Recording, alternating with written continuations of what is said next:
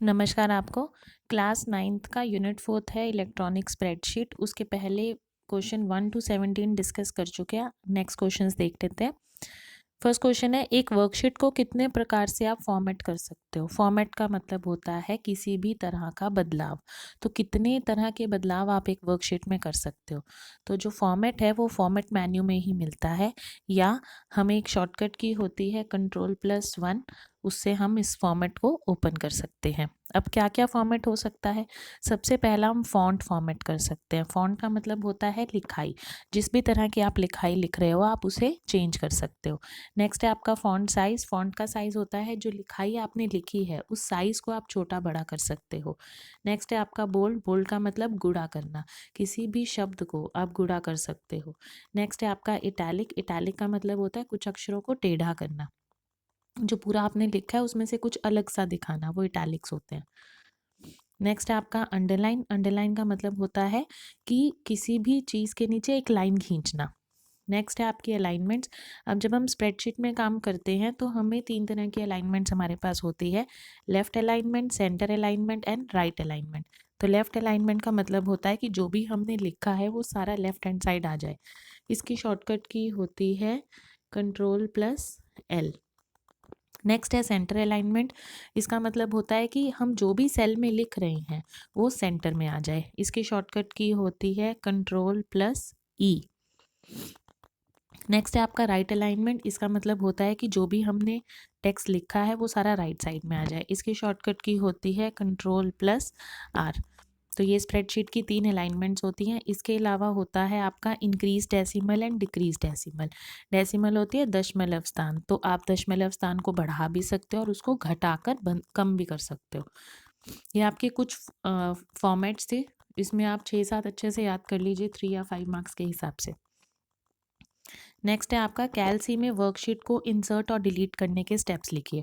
अब जब हम वर्कशीट्स की बात करें, जो शीट हम ले रहे हैं, तो वो शीट्स जो हैं वो ऐड भी होंगी और डिलीट भी होंगी। तो ऐड कैसे होंगी, आप टैब पर जाकर इंसर्ट शीट पर क्लिक करेंगे, शीट टैब पर, तो आपकी वो शीट इंसर्ट हो जाएगी। और डिलीट कैसे होगी, उसी शीट टैब पे डिलीट शीट करेंगे तो आपकी जो शीट है वो डिलीट हो जाएगी।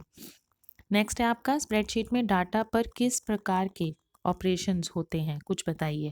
तो जो डाटा हम बना रहे हैं वो जो सेल्स के रूप में है, वो जो सेल हैं वो कॉलम और रो से बनती हैं। कॉलम ऐसे वाली लाइंस होती हैं जो कि A B C D से डिनोट होती हैं, और रो ऐसे वाली लाइंस होती हैं जो 1 2 3 4 से डिनोटेड होती हैं। ठीक, और इन दोनों के ये जो मिलने से बनता है वो आपका सेल होता है। तो किसी भी कॉलम और रो को, ये वाली रो मेरे को डिलीट करनी है तो मैं कर सकती हूँ। ठीक, ऐसे ही ये वाला कॉलम मुझे डिलीट करना है तो मैं कर सकती हूँ। तो किसी भी कॉलम और रो को आप डिलीट कर सकते हो। ऐसे ही किसी भी कॉलम और रो को इंसर्ट भी कर सकते हैं। किसी भी डाटा को सॉर्ट कर सकते हैं। सॉर्ट का मतलब होता है असेंडिंग या डिसेंडिंग, आरोही या अवरोही। किसी भी डाटा को आप अलाइन कर सकते हो। 3 अलाइनमेंट अभी ऊपर पड़ी हैं, लेफ्ट, सेंटर, राइट। डाटा को फ़िल्टर कर सकते हो। फ़िल्टर का मतलब है कि बहुत सारे डाटा में से आपको कुछ सिलेक्टेड डाटा ही चाहिए और आप उसको ले सकते हो। नेक्स्ट है आपका डाटा का फ़ॉन्ट साइज़ बदल सकते हो। जो फ़ॉन्ट आप जो लिखाई लिख रहे हो उसका साइज़ छोटा बड़ा कर सकते हो और लिखाई को ही बदल सकते हो। तो ये कुछ ऑपरेशंस हैं जो हम स्प्रेडशीट के एक डाटा पे करते हैं। नेक्स्ट है आपका एक्टिव सेल क्या होता है और उसके कंटेंट को हम कैसे हटा सकते हैं।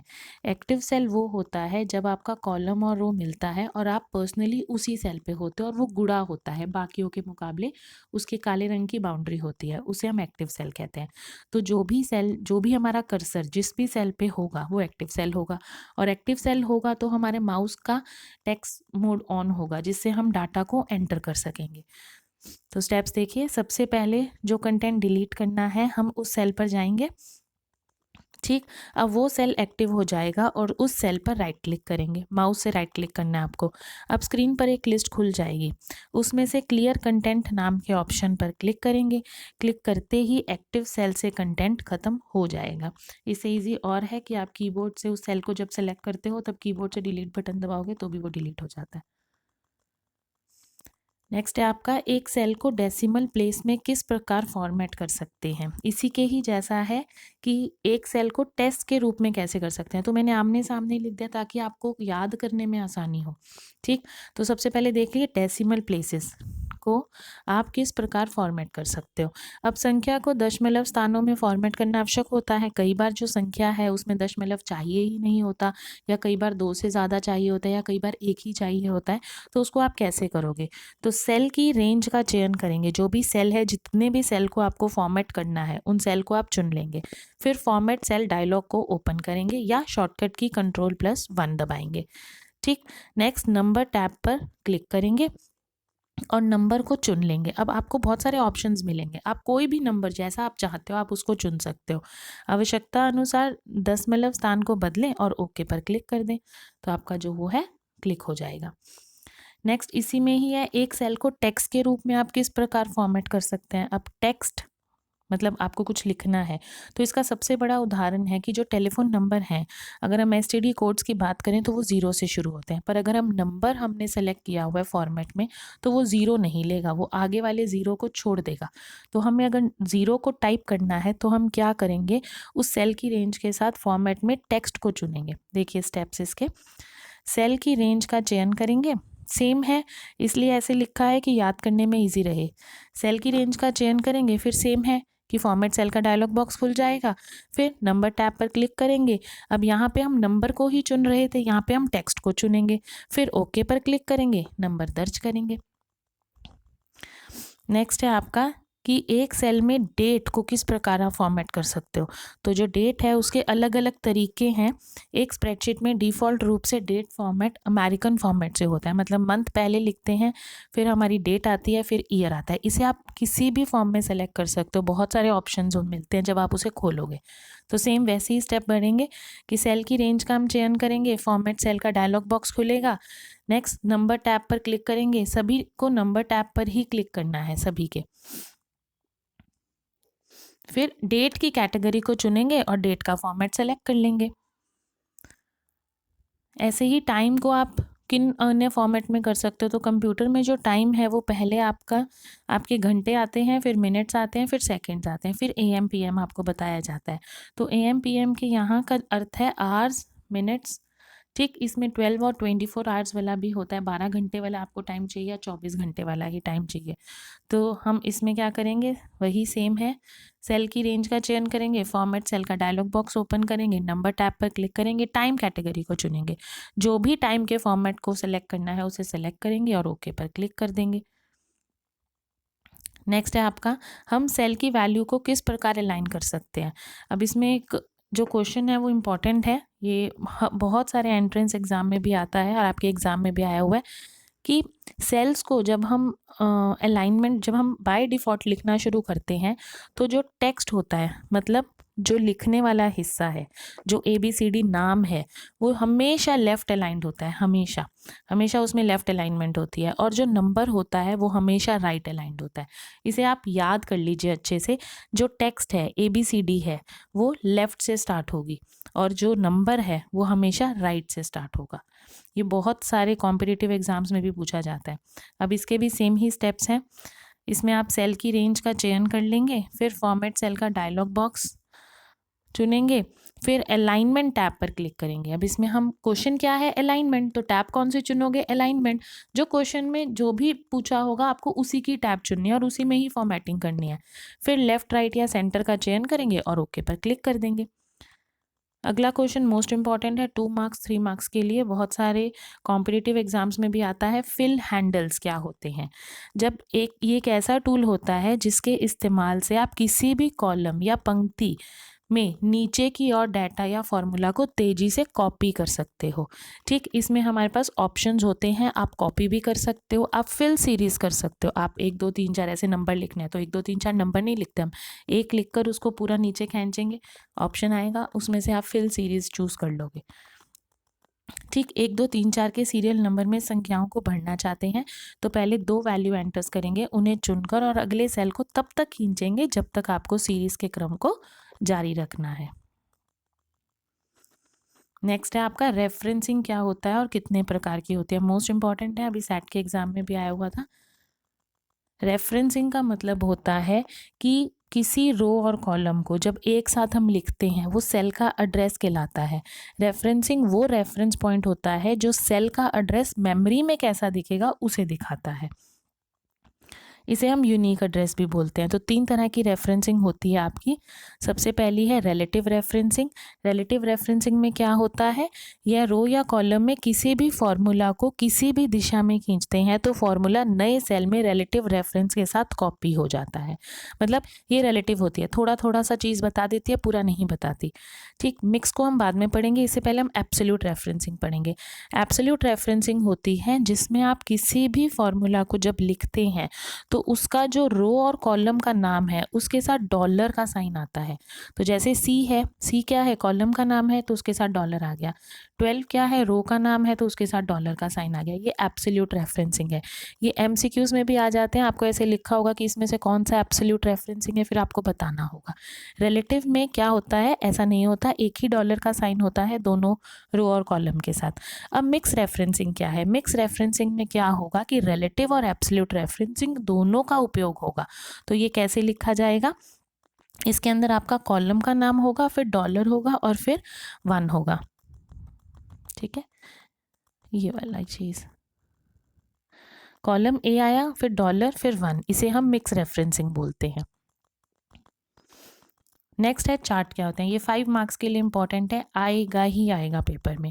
चार्ट क्या होते हैं, किसी भी डाटा को ग्राफ के रूप में जब हम प्रदर्शित करते हैं, उसे रिप्रेजेंट करते हैं डाटा को और अच्छे से समझने के लिए, कलरफुल सा ऑडियंस को अट्रैक्ट करने के लिए, तो उसमें हम चार्ट का यूज़ करते हैं। ये सेम वही टॉपिक है जो आप अपने मैथ्स में भी पढ़ते हो। इसमें आप bar chart, line chart, pie chart, slice, बहुत सारे तरीके के चार्ट्स को आप डिस्कस कर सकते हो। और इसमें जो एक्सिस होते हैं वो 2 ही होते हैं, x axis and y axis. ठीक, अब कैल्सी में हम चार्ट को शामिल कैसे करेंगे, आपको चार्ट लाना है तो उसको कैसे करोगे, तो सबसे पहले हम क्या करेंगे, हम सबसे पहले स्प्रेडशीट को ओपन करेंगे। फिर अब एक डाटा टेबल को क्रिएट करेंगे, एक टेबल हम क्रिएट करेंगे जिसमें डाटा होगा, उस डाटा को हम सेलेक्ट कर लेंगे। फिर हम इंसर्ट मेन्यू में जाकर चार्ट नाम के ऑप्शन पर क्लिक करेंगे। हमेशा याद रखना, जब भी चाहे स्प्रेडशीट हो, चाहे आप डॉक्यूमेंटेशन पे काम कर रहे हो, जब भी आपको आपकी उस शीट में या उस पेज में कुछ डालना है तो आप उसको इंसर्ट टैब में ही जाते हो। ठीक, फिर उस इंसर्ट टैब में से अब हमारा क्वेश्चन क्या था, चार्ट, तो इंसर्ट टैब में से हम चार्ट को चुन लेंगे।